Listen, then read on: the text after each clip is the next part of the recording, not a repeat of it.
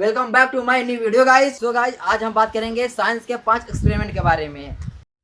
अगर आपके घर में इन्वर्टर है तो आपने देखा होगा जो इन्वर्टर से और बैटरी में तार जाता है वो बहुत मोटा रहता है। क्यों मोटा रहता है? आज के पहले स्टेप में हम यही बात करेंगे, क्यों मोटा रहता है। पहले स्टेप में हमने बात करी थी कि क्या इन्वर्टर का तार क्यों मोटा होता है, जो इन्वर्टर से बैटरी में जाता है वह तार क्यों मोटा होता है। चलिए शुरू करते हैं, आपको समझाते हैं।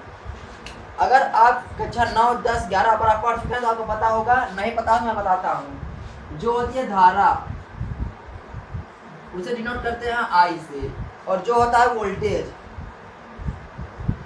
उसे डिनोट करते हैं वी से। और धारा और वोल्टेज में क्या संबंध होता है आज मैं उसे डिफाइन करता हूँ। आपने देखा होगा प्रतिरोध, जो होता है रेजिस्टेंस, प्रतिरोध क्या होता है? जो हमारे घर में बल्ब लगा होता है, कूलर लगा होता है, पंखा लगा होता है, जो उसमें अवरोध प्राप्त करता है उसे कहते हैं रेजिस्टेंस, या फिर हिंदी में प्रतिरोध को डिनोट करते हैं आर से। और इससे इन दोनों का संबंध आपको डिफाइन करते हैं। आर अनुक्रमानुपाती होता है वी के, और आर अनुक्रमानुपाती है 1/I के, मतलब व्युत्क्रमानुपाती होता है आई के। तो अगर हम R को नियतांक मान लें, यहाँ पर R को नियतांक मानने पर अगर R को नियतांक मान लिया तो R इसमें ही बराबर होगा, R इसमें ही बराबर होगा। अगर R बराबर होगा तो क्या हो जाएगा?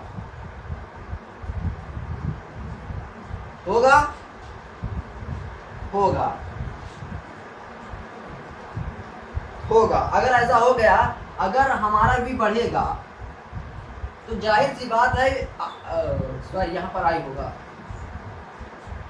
अगर हमारा भी बढ़ेगा तो जाहिर सी बात है आई घटेगा, क्योंकि आई बटे में है। अगर ऊपर वाला बढ़ेगा तो नीचे वाला घटेगा ही। ये बात सही है, आप देख सकते हैं। अगर भी बढ़ रहा है तो आई घटेगा। इसी तरीके से हमारे जो घर की लाइट होती है वो 220 वोल्ट की होती है, और इसी कारण जब 220 वोल्ट को 12 वोल्ट में कन्वर्ट करके बैटरी में भेजा जाता है, इसीलिए वह बैटरी का तार मोटा होता है, क्योंकि उसमें धारा बहुत तेज होती है। अगर पतला तार कर देंगे तो वह बढ़ जाएगा, इसलिए बैटरी का तार हमेशा मोटा रखा जाता है। आपने ये जो 4 व्हीलर आता है उसमें भी बैटरी का तार देखेंगे तो उसमें मोटा ही तार लगा रहता है। अगर आपके गाँव में ट्रांसफार्मर भी है तो आपने ये भी देखा होगा, जो ट्रांसफार्मर फ्यूज बना होता है वो बहुत पतला होता है। ट्रांसफार्मर का फ्यूज इतना पतला क्यों होता है? आपको इसके पहले वीडियो में मैंने बताया था, V व्युत्क्रमानुपाती 1/I के, मतलब अनुक्रमानुपाती V/I के। तो अगर वोल्टेज 11,000 वोल्टेज की होती है जो ट्रांसफार्मर में लाइट आती है, अगर वोल्टेज हाई है तो जाहिर सी बात है धारा बहुत कम होगी। अगर वोल्टेज कम होता है, अगर वोल्टेज घटता है तो धारा का मान बढ़ेगा। उसमें हमने बात की थी, अगर वोल्टेज का मान बढ़ रहा है, वोल्टेज का मान बढ़ेगा, वोल्टेज का मान यहाँ पर 11,000 और वोल्टेज का मान बढ़ रहा है, तो जाहिर सी बात है धारा का मान घटेगा। अगर धारा का मान घटेगा तो धारा के मान में घटने का मतलब है, अगर एक बाल जैसा पतला तार भी लगा दिया जाए तो वो भी सहन कर लेगा, क्योंकि धारा तो है ही नहीं। धारा तो है मतलब बहुत कम है, तो एक पतले बाल के बराबर तार सहन कर लेगा। इसीलिए ट्रांसफार्मर बहुत पतला तार भी काम कर जाता है। अगर आपके पास पेन भी है तो आपने तो ट्राई नहीं किया होगा, पर हम आज ट्राई करके बताएंगे। आप अगर पेन को ऐसे उल्टा करके लिखेंगे तो पेन नहीं चलेगा। आज के इस वीडियो में तीसरे स्टेप पे हम ये भी बात करेंगे। स्टेप नंबर 3, हमने बताया था पेन को अगर उल्टा करके लिखा जाए तो वो नहीं चलता। जाहिर सी बात है, अभी आप देखेंगे ऐसे चल रहा है, अभी हम ऐसे करेंगे, ये देखिए चलना बंद।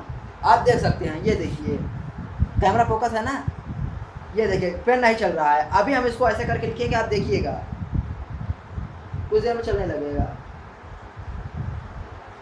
ये देखिए चलने लगा, ये देख रहे हैं चलने लगा। इसका मतलब क्या हुआ? आपने सीधा सा नाम पढ़ा होगा ग्रेविटी। बड़ी गाथा गथ के गए हैं, उसे आप कैसे खोल सकते हैं? ग्रेविटी छोटा सा लॉजिक है। अगर हम पेन को ऐसे करें तो ग्रेविटी जो इसके अंदर से आए उसको नीचे की और खींचेगी, तो इसमें जो नुक्खा जो बोलते हैं, जो इसमें ये लगाया गया है स्लॉट, इसमें स्याही नहीं जाएगी। जब स्याही नहीं जाएगी तो चलेगा कैसे? छोटी सी बात है, आपने कभी ट्राई नहीं किया होगा, हमने ट्राई कर दिया। अगर ये आप पसंद आया तो वीडियो को लाइक कर दीजिएगा, सब्सक्राइब। अगर आप गांव में रहते हैं तो आपने ये भी जरूर देखा होगा कि जो बिजली का तार होता है उस पर चिड़िया बैठती हैं और वो करंट क्यों नहीं मारता। आज के इस चौथे स्टेप में हम ये बात करेंगे। नंबर चौथा, हमने आपको बताया था चिड़िया जो तारों पे बैठ जाते हैं उनको करंट क्यों नहीं मारता। बहुत से लोग कहते हैं, जो गांव के अनपढ़ लोग रहते हैं वो कहते हैं कि वो नेल के ऊपर बैठती हैं या फिर उनके पैर में खून ही नहीं होता, उनके पैर में लाइट ही नहीं जाती। ऐसा नहीं है, वो साइंस के ऊपर डिपेंड है। आपको मैं बताता हूँ कैसे। आपने देखा होगा जब आप कोई एक फेस कहीं जाकर जोड़ते हैं तो वो चीज़ काम नहीं करती। आपने देखा होगा जब तक वो उसका ये वाला फेस आकर के दोनों जुड़े ना हो तब तक कुछ भी काम नहीं करेगा। अगर यहाँ से लाइट है तो ये भी इसमें जुड़ा होगा, तब तक कोई भी चीज़ काम नहीं करता। आपने देखा होगा इसीलिए जो फेस एक होता है, जो वन फेस होता है, वो कभी लाइट नहीं मारता। इसलिए नहीं मारता क्योंकि उसको कहीं से न्यूट्रल होने की स्थान नहीं मिलता। अगर मान लीजिए हमने एक तार को पकड़ा और उसको पकड़ा हुआ हूँ मैं, वो न्यूट्रल नहीं हो पा रहा है। अगर मैं चप्पल उतार के किसी तार को पकड़ लूँगा तो मुझे करंट मार देगा, क्योंकि वो नीचे जाकर के न्यूट्रल हो जाएगा। जमीन जो धरती है इलेक्ट्रॉनों का भंडार है वो न्यूट्रल हो जाएगा। अब मैं अगर स्लीपर पहना हुआ हूँ, अगर मैं किसी चीज़ को पकड़ रहा हूँ, वो हमारे अंदर आ रहा है, नहीं आएगा क्योंकि वो न्यूट्रल नहीं हो पा रहा है। इसलिए उसके अंदर इलेक्ट्रॉन प्रवाह ही नहीं करेंगे। अगर हम किसी विद्युत स्रोत से जोड़ेंगे, अगर वो जुड़ा हुआ है वहाँ पर, लेकिन उसमें तब तक धारा नहीं आएगी जब तक वो अपना न्यूट्रल होने का स्थान ढूंढ नहीं लगा। इसलिए कि जब तक वो न्यूट्रल होने का स्थान नहीं ढूंढे तब तक वो इलेक्ट्रॉन प्रवाह ही नहीं होगा। हम भी पकड़ ले, कोई आगे हमें भी पकड़ ले तो पर भी कुछ नहीं होगा जब तक उसे इलेक्ट्रॉन प्रवाह करने के लिए या फिर न्यूट्रल करने के लिए जगह नहीं मिल जाती। इसीलिए पक्षी जब तार पे बैठते हैं तो सिर्फ एक फेस में बैठते हैं। आपने देखा होगा कभी कभी उनके पंख दूसरे फेस में टकरा जाते हैं तो तुरंत गिर जाते हैं, मर जाते हैं। आपने जरूर देखा होगा। इसीलिए वह एक फेस में लाइट इसलिए नहीं मारती क्योंकि वो जो है इलेक्ट्रॉन को न्यूट्रल करने का उसको जगह नहीं मिलता, इसलिए वो इलेक्ट्रॉन प्रवाह ही नहीं करता उसके अंदर। बात समझ में आई? इसीलिए पक्षियों को लाइट नहीं मारता। अगर आप गांव में रहते हैं और आपके गांव में लाइट भी है तो आपने ये जरूर देखा होगा कि जो खंभे होते हैं, लाइट के खंभे होते हैं, उस पर एक तार लपेटा हुआ और जमीन के अंदर गड़ा हुआ होता है। वह क्यों गड़ा होता है? आज के 5वें स्टेप पे और आखिरी स्टेप में हम यही बात करेंगे। देखा होगा जो खंभे होते हैं कुछ इस तरीके से, एक यहाँ पर, एक यहाँ पर, एक यहाँ पर। एक तार होता है जो ऐसे होकर यहाँ पर जुड़ा होता है जमीन से। ये 2-3 तार गए हुए हैं। आपने देखा होगा कि ये जो तार होता है ये किस लिए लगाया जाता है। अभी हमने इसके पहले वाले स्टेप में बात की थी कि जब तक कोई चीज़ न्यूट्रल नहीं होती तब तो वो इलेक्ट्रॉन प्रवाह नहीं करता।